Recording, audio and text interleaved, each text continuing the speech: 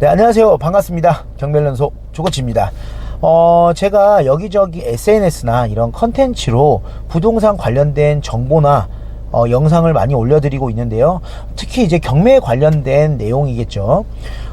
경매에 관련된 내용을 이렇게 올려드리면 이제 이런 댓글이 많이 달려요. 어떤 댓글이냐면 부동산 경매 잘못하면 망한다. 쉽게 하지 못한다.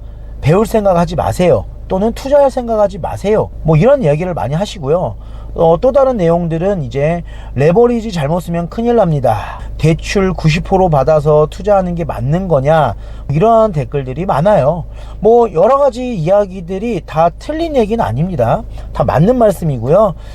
다 좋은 얘기예요. 그렇게 악플이 아니라 그런 조심스러운 내용들은 꼭 인지를 하실 필요가 있어요. 정말로.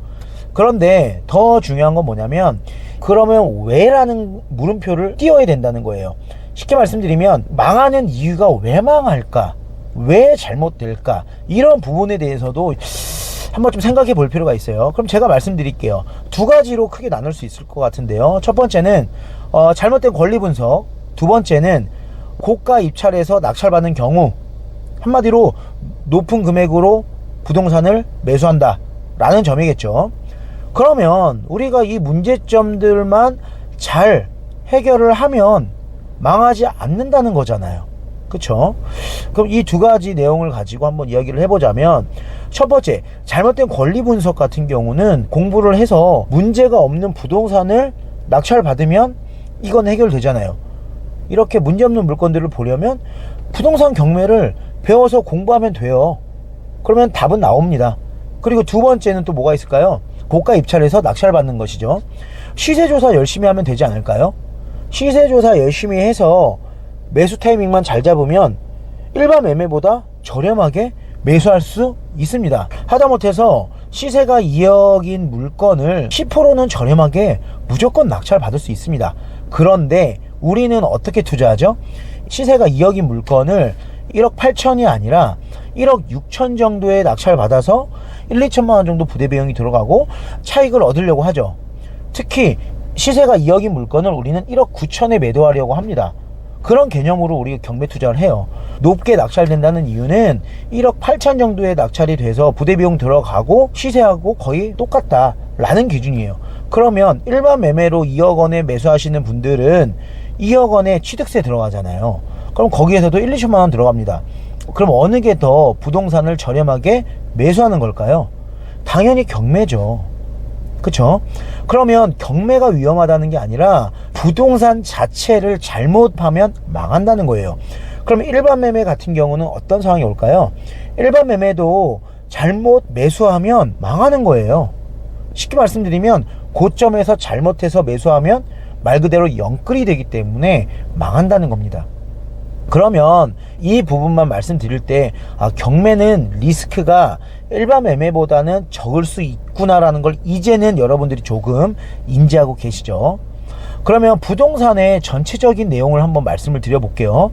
부동산을 투자하면서 실패를 하지 않으려면 과거를 돌이켜보고 주변을 한번 둘러보세요. 주변에 부동산 투자로 나름대로 시세 차익을 많이 얻고 성공적인 투자를 하신 분들을 한번 보면 대부분 저점인 시기에 매수를 잘했기 때문에 잘 된 거잖아요.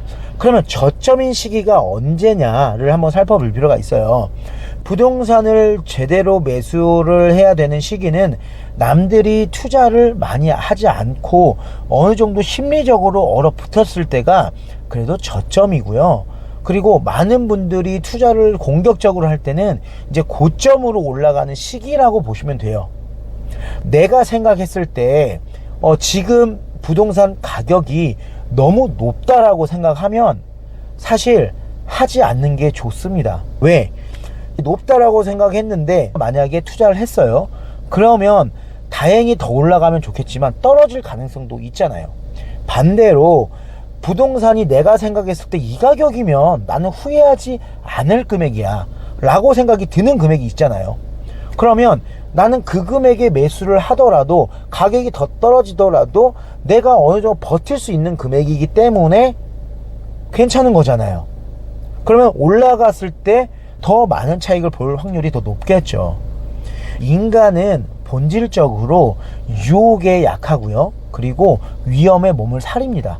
그러면 유혹에 빠지지 않으면 되고 위험에 몸을 사리지 않으면 된다는 겁니다.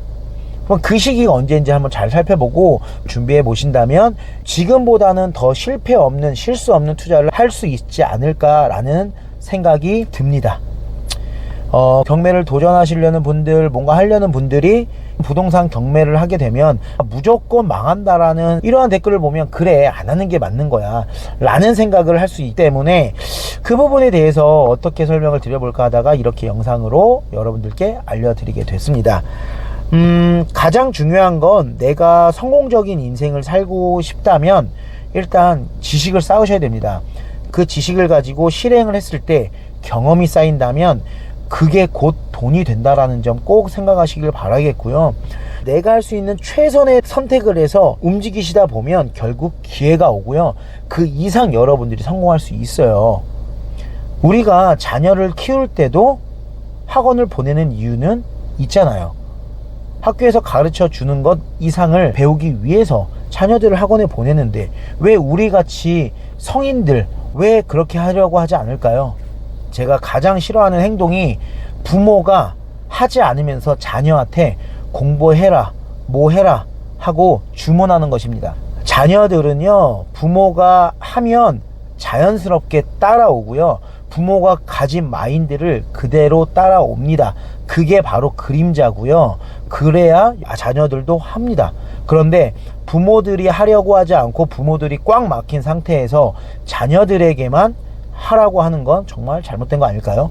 그래서 일단 우리가 생각했을 때 우리 부모나 이런 어른들이 먼저 어떻게 하면 더 인생을 좋은 방향으로 만들어 볼지, 그리고 어떻게 도전을 해야 되고 어떻게 실행을 해야 되는지를 먼저 생각해 보신다면 우리들의 미래도 좀 더 나은 미래가 기다려질 것이고요. 우리 자녀들에게도 좀 더 나은 미래를 가르쳐 주는 것 같습니다.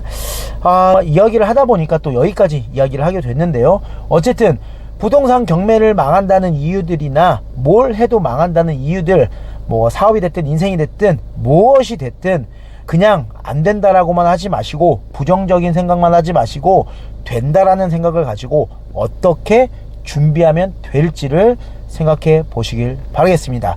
말이 길어졌는데요. 오늘 영상 보시고 여러분의 인생은 앞으로 어떻게 준비해야 될지 잘 생각해 보시면서 오늘도 좋은 하루 되시고 다음에 더 좋은 영상으로 찾아뵙도록 하겠습니다. 감사합니다.